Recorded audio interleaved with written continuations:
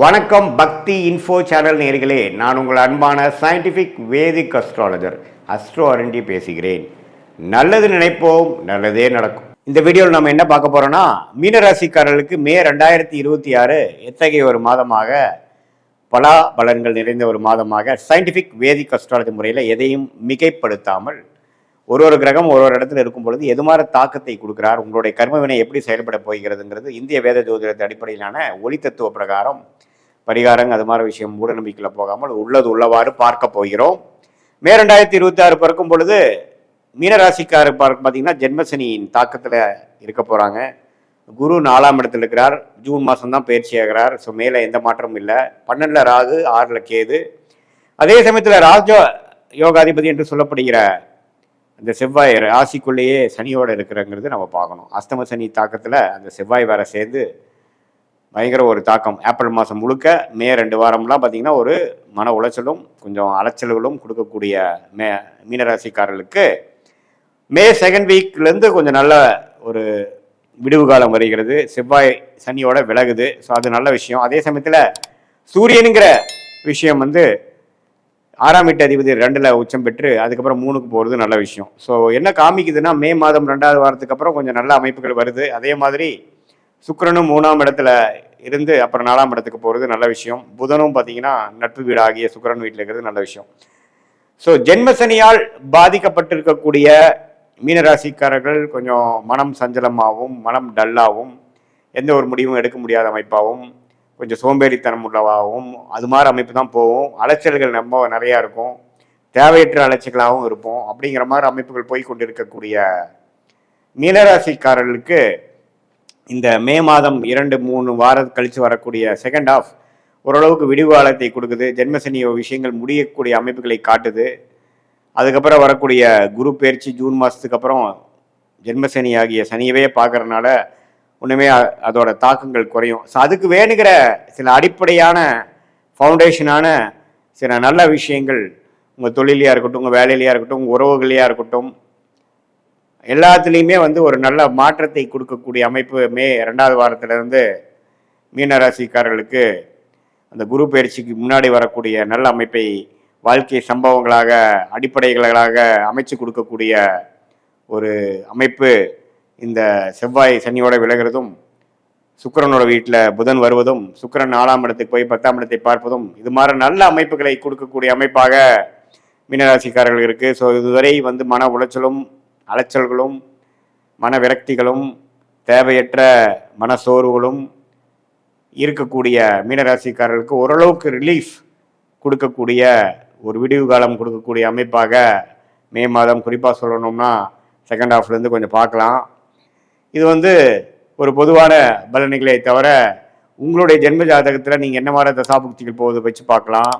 இதே மாணவர்களுக்கு பார்த்தீங்கன்னா புதன் நல்லா இருக்கிறனால கொஞ்சம் நல்ல முன்னேற்றங்கள் உண்டு, படிப்பில் கெட்டிக்காரத்தனம் உண்டு, காம்படிட்டிவ் எக்ஸாம்ஸ் கிளியர் பண்ணக்கூடிய அமைப்புகளாக இருக்குது. அதே மாதிரி உங்களுடைய ஜாதகத்தில் எது மாதிரி புதன் இருக்குது, உங்களுடைய தசாபுக்திகள் என்ன லக்னத்தில் பிறந்தீங்க, அதே மாதிரி அந்த லக்னத்துக்கு ஏற்ற மாதிரி ஒரு நல்ல தசாபுக்திகள் போய் கொண்டிருக்கிறதா, அந்த தசநாதன் புக்திநாதன் உங்களுடைய பிறந்த தேதி பிறந்த நேரம் பிறந்த ஊரை வைத்து வரக்கூடிய திருக்கணித பஞ்சாங்கத்தில் எப்படி இருக்கிறார், ஸ்தானபலம் என்ன, திக்பலம் என்ன, திருப்பலம் என்ன, யார் யாரை பார்க்குறாங்க, எந்த இடத்துல இருக்கிறாங்க, லக்னத்துக்கு எந்த இடத்துல இருக்கிறது, எந்த ஆதிபத்தை கொடுக்குறார் அப்படிங்கிறதெல்லாம் தீர நம்ம ஆராய்ந்து அதுக்கு பிரகாரம் நம்மளுடைய சயின்டிஃபிக் வேதிக் அஸ்ட்ராலஜி முறையில் எந்த விதத்தையும் மிகைப்படுத்தாமல் ஒரு கிரகம் ஒரு டிகிரி அடிப்படையில் இருந்து ஒரு டிகிரிலையும் ஒரு கிரகம் இருக்க நீங்கள் பிறக்கும் பொழுது எது மாதிரியான ஒரு கர்மவினை உங்களுக்கு கொடுக்குது, எந்த தாக்கத்தில் நீங்கள் பிறந்திருக்கீங்க, எது மாதிரி வாழ்க்கையை வாழணும் அப்படிங்கிறதுக்காக இந்த பிறவை எடுத்துக்கொண்டீர்கள்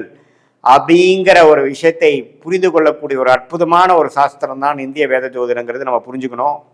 சும்மா இது ஒரு ஃபார்ச்சூன் டெல்லிங்காக இந்நேரத்தில் இது நடக்குங்கிற மாதிரி சொல்லக்கூடிய ஒரு சாதாரண சாஸ்திரம் இல்லாமல் நம்மளுடைய பிறவி பயன் என்ன, நம்மளுடைய கர்ம பலன் என்ன, எது மாதிரி விஷயத்துக்காக நம்ம பிறந்தோம், நம்மளுடைய காலகட்டங்கள் எது மாதிரி காமிக்குது, எந்த திசையில் எது நடக்கும், எப்போ நம்ம லைஃப்பில் செட்டில் ஆகும், எப்போ எது வரைக்கும் நம்ம சேஸ் பண்ணணும், எந்த நேரத்தில் கொஞ்சம் அமைதியாக இருக்கக்கூடிய அமைப்பு, எந்த நேரத்தில் அதிகமான உழைப்புகள் தேவைப்படுகிறது, எந்த நேரத்தில் இடம் மாற்றங்கள் உண்டு, எந்த நேரத்தில் வேலை மாற்றங்கள் உண்டு, கல்யாண விஷயங்கள், குழந்தை விஷயங்கள், வெளிநாடு விஷயங்கள் எல்லாமே நம்ம ஜாதகத்தில் என்ன காட்டுதுன்னு தெரிஞ்சு அதுக்கு தகுந்த மாதிரி பாஸ்ட் லைஃப் எப்படி அதுக்கு தகுந்த மாதிரி தான் போச்சா, நம்ம ஜாதகம் சிங்க் ஆகுதா நம்ம லைஃபோட, ப்ரெசண்ட் எப்படி, ஃப்யூச்சர் எப்படி, எது மாதிரி விஷயங்கள் வந்து நமக்கு காத்து கொண்டு இருக்கிறது, எந்த மாதிரி சாய்ஸ் நமக்கு வேண்டாம், எந்த கிரகம் யோகமாக இருக்குது, எந்த கிரகம் அபயோகமாக இருக்குது, 6ஆம் வீட்டு அதிபதி 8ஆம் வீட்டு திசையெல்லாம் நடக்குதா, விரக்திகளையும் பிரச்சனைகள் கொடுக்கக்கூடிய அமைப்பு இருக்கா, உடல் உபாதைகளில் கேர்ஃபுல்லாக இருக்கணுமா, உறவுகள் எப்படி, நமக்கு திருமணம் எப்படி,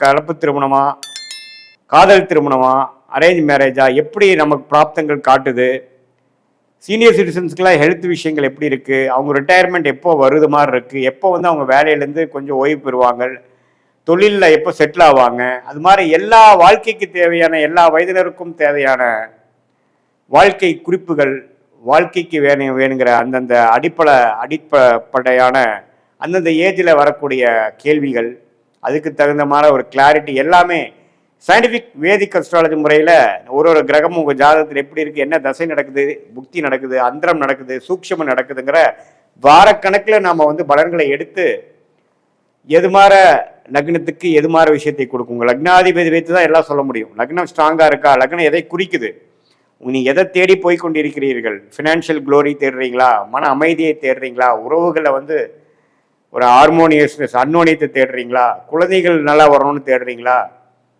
அல்லது சிற்றின்பத்துக்கு தேடுறீங்களா, பேரின்பத்துக்கு தேடுறீங்களா, ஆன்மீக தேடுதல் உண்டா, எது மாதிரி விஷயத்துக்காக உங்களுடைய வாழ்க்கை பயணம் போய் கொண்டிருக்கிறதுங்கிறதா நம்மளுடைய ஜாதகத்தில் புதைந்து கிடக்கக்கூடிய விஷயமாக சயின்டிஃபிக் வேதிக் அஸ்ட்ராலஜி முறையாக பார்த்து அது மூலமாக எது மாதிரி விஷயங்கள் நம்ம எடுக்கலாம், எது மாதிரி விஷயங்களை நம்ம தவிர்க்கலாம் அப்படிங்கிறது பார்த்தோம்னா தேவையற்ற சமய விரயங்கள், தேவையற்ற பொருள் விரயங்களை தவிர்த்து நம்மளுடைய பிராப்தம் என்ன, நம்மளுடைய தோஷம் என்ன, நாம் வாங்கி வந்த வரன் என்ன, எந்த கிரகம் நமக்கு சாதகமாக இருக்கிறது, அந்த கிரகத்தின் வேலை தொழில் படிப்பைக்கு நம்ம போனோம்னா நம்ம வாழ்க்கையை எளிதில் அமைச்சு கொள்ளலாம், எந்த நேரத்தில் அடக்கி வாசிக்கலாம், எந்த நேரத்தில் நம்ம வந்து கொஞ்சம் ரிஸ்க் எடுக்கக்கூடிய அமைப்புகள் நமக்கு நல்ல பலன்களை கொடுக்கும் அப்படிங்கிறதை நாம் துல்லியமாக உங்களுடைய பிறந்த தேதி, பிறந்த நேரம், பிறந்த ஊரை வைத்து வரக்கூடிய திருக்கணித பஞ்சாங்கத்தில் வரக்கூடிய ஜாதகத்து மூலமாக பார்த்து அதையே இப்போ நம்ம சொன்ன கோச்சாரத்தில் வரக்கூடிய இந்த குரு பயிற்சி, ராகு பயிற்சி, சனி பயிற்சி,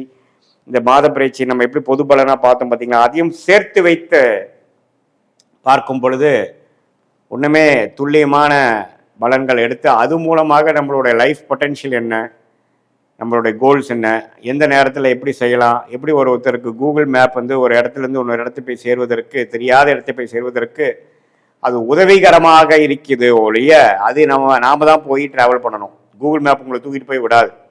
அதே போல இந்திய வேத ஜோதிட அடிப்படையிலான சயின்டிஃபிக் வேதிக் அஸ்ட்ராலஜி முறை உங்களுக்கு என்ன மாதிரி பேட்டர்ன், என்ன மாதிரி ஒரு ட்ரெஜெக்டரி, என்ன மாதிரி ஒரு வடிவத்துக்குள்ள உங்கள் வாழ்க்கை போய் கொண்டிருக்கிறது, எதை நோக்கி நம்ம போய் கொண்டிருக்கிறோம், எப்போ நேரத்தில் எதை செய்தால் நமக்கு எளிதில் நம்மளுடைய குறிக்கோள்கள் அடைய முடியும், நம்மளுடைய தேவையற்ற விஷயங்களை நம்ம தவிர்த்தாவே பார்த்தீங்கன்னா செய்ய வேண்டிய விஷயத்த நல்லா செய்யலாம். நிறைய பார்த்தீங்கன்னா நம்ம டிஸ்ட்ராக்டடாக போயிடுறோம். படிக்கிற விஷயத்துல இருக்கட்டும், வேலை விஷயமா இருக்கட்டும், பண்ணி ஒரு வருஷம் 2 வருஷம் போனதுக்கப்புறம் தான் அது நமக்கு உகந்ததில்லை, நமக்கு அது சரி வரல அப்படின்னு நினைக்கிறோம். அது முதலே நமக்கு தெரிஞ்சு வருமுன் காப்போம் அப்படிங்கிற ஒரு விஷயத்தில் சயின்டிஃபிக் வேதிக் அஸ்ட்ராலஜி முறையில் நம்மளோட கர்ம வினைகளை கிரகத்தின் சஞ்சாரங்கள் மூலமாகவும் கோச்சார பலன்கள் மூலமாகவும் டிரான்சிட் அஸ்ட்ராலஜி என்று சொல்லப்படுகிற முறையிலையும் பார்த்து அது உங்களுடைய துல்லியமான தசாபுக்தியில் வச்சு சிங்க் பண்ணி நம்ம பார்க்கும் பொழுது துல்லியமான பலன்கள் எடுத்து அது மூலமாக வாழ்க்கையில் எதிர்நீச்சல் போடாமல் வாழ்க்கையில் ஜெயிக்க முடியும் என்று சொல்ல விரும்புகிறேன். மீண்டும் மற்றொரு காணொளியில் சந்திப்போம். நன்றி.